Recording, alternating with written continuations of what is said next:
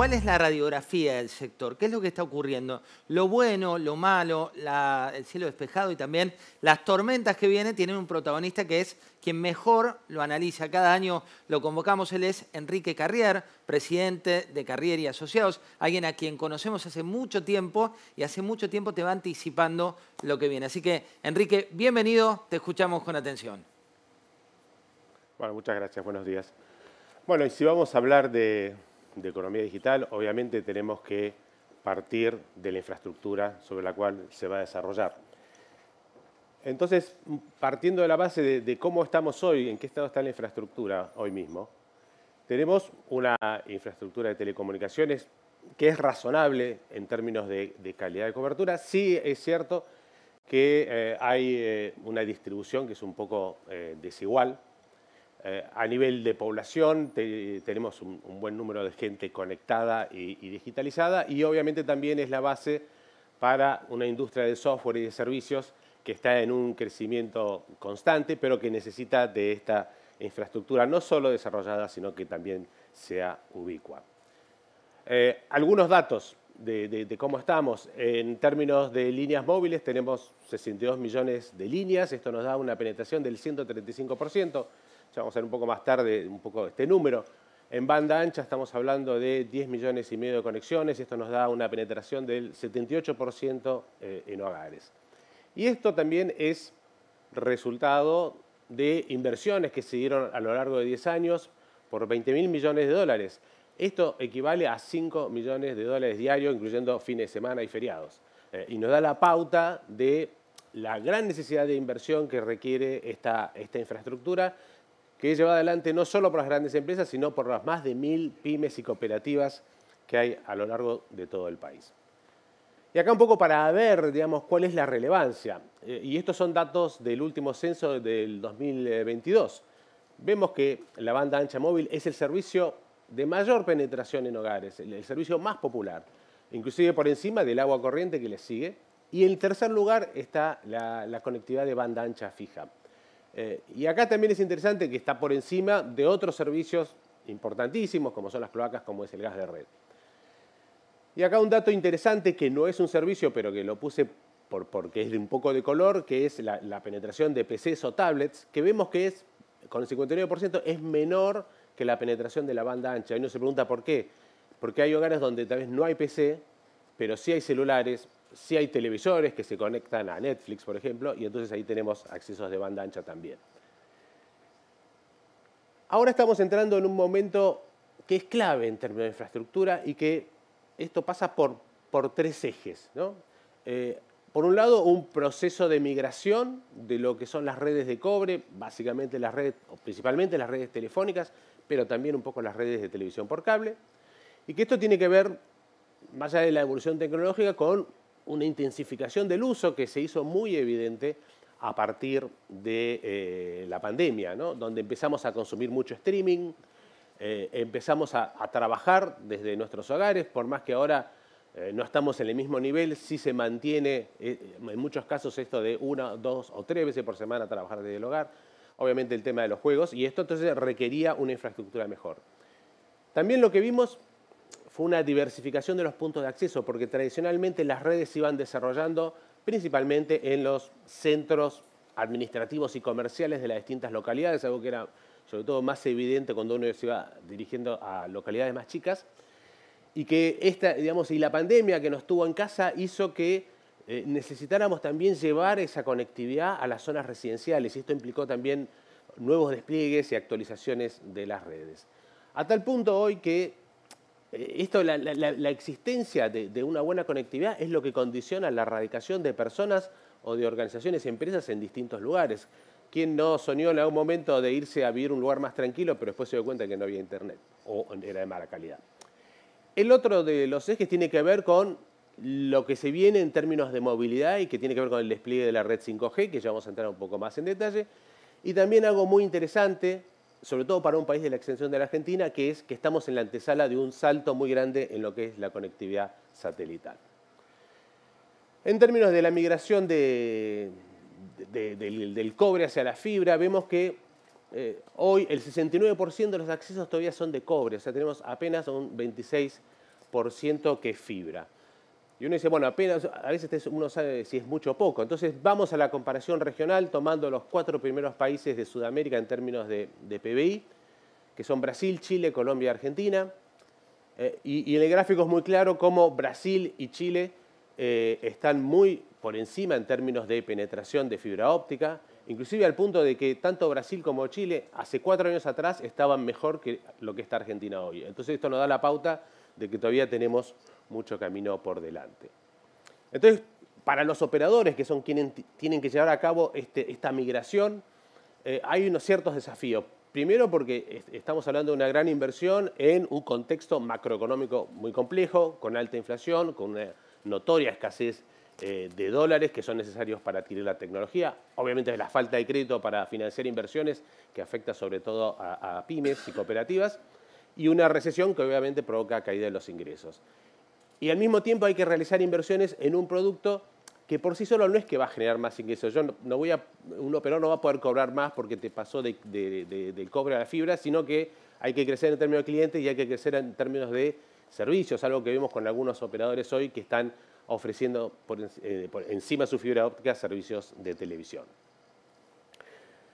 Si vamos a lo que son los servicios móviles, y acá para tener un pantallazo, tenemos 62 millones de líneas activas, pero en realidad hay un poco menos de 50 que están efectivamente en uso, de las cuales un poco menos de 4 están dedicadas a conectar objetos, lo que hoy llamamos Internet de las Cosas.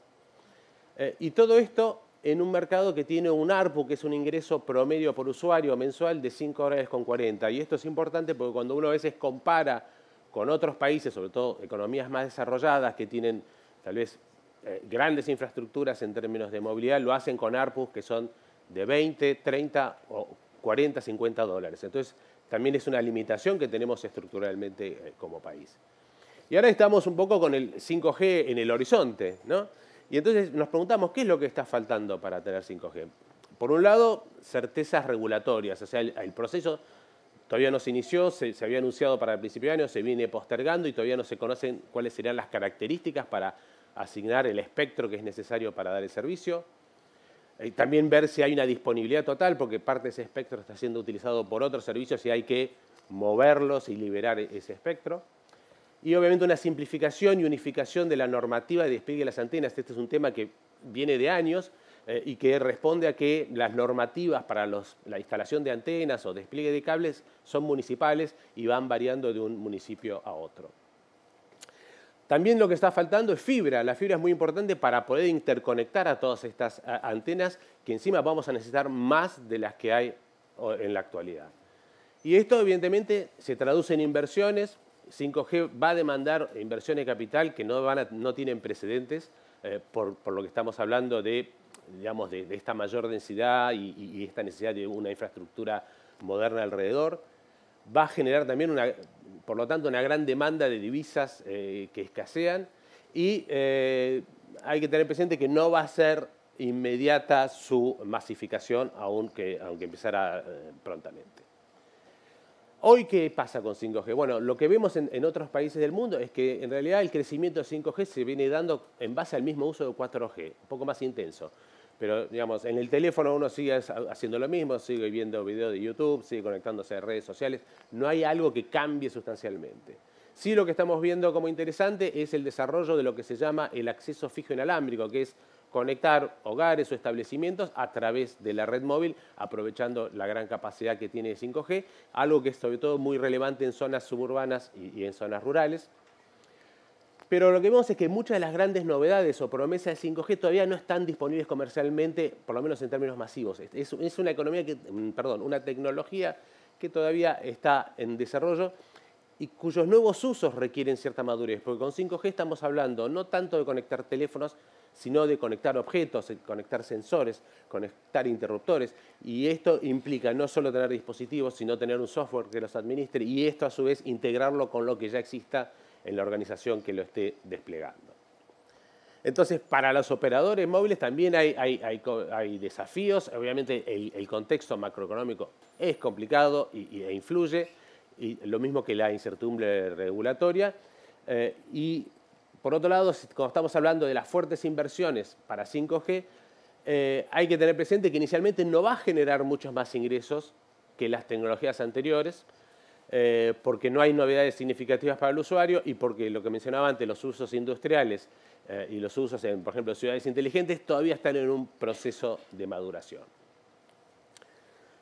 Otro punto importante, la escalada satelital. Y en Argentina particularmente esto es importante porque estamos hablando de un país que es la octava extensión en términos territoriales del mundo, con muy poca población, con muy baja densidad.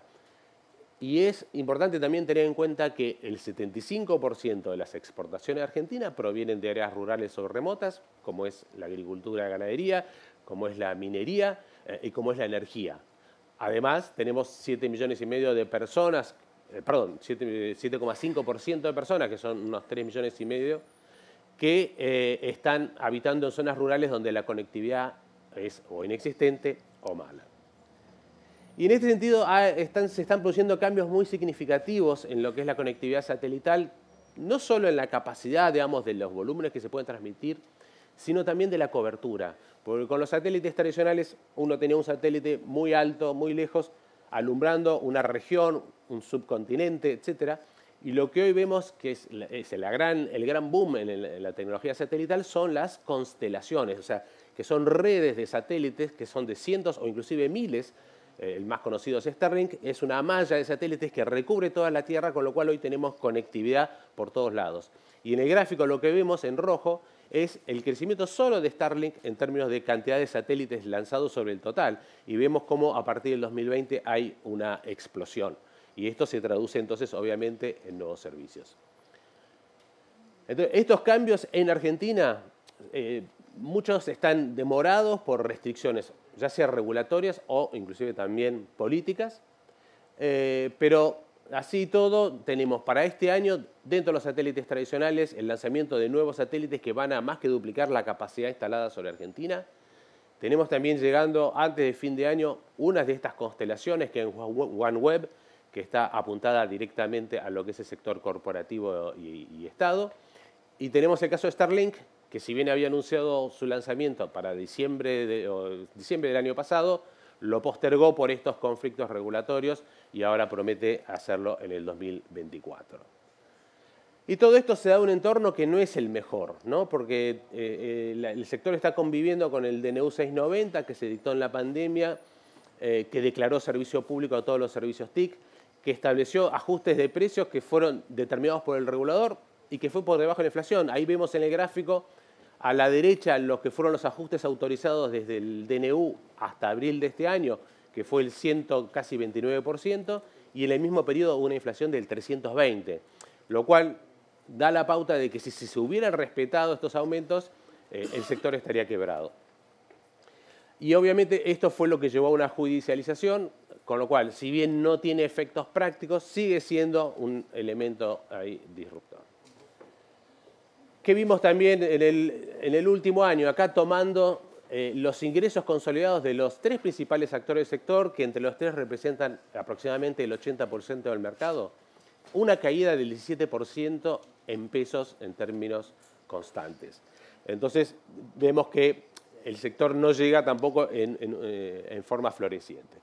Entonces, para terminar y como resumen y conclusiones, estamos atravesando múltiples actualizaciones en la red fija del cobre a la fibra, en la red móvil el camino hacia 5G y en el tema de satelital con la expansión y la llegada de nuevas tecnologías, en un contexto que es complejo tanto desde la macro como desde la micro, como desde los aspectos regulatorios y con expectativas. ¿Cuáles serían las expectativas para un próximo gobierno? Bueno, primero, obviamente, y creo que esto, más allá del sector en que uno pertenezca, tener una economía razonable, que va a ayudar mucho en lo que es infraestructura, y una actualización y simplificación regulatoria para el sector, que sería el aspecto micro. Bueno, y con esto termino. Muchas gracias.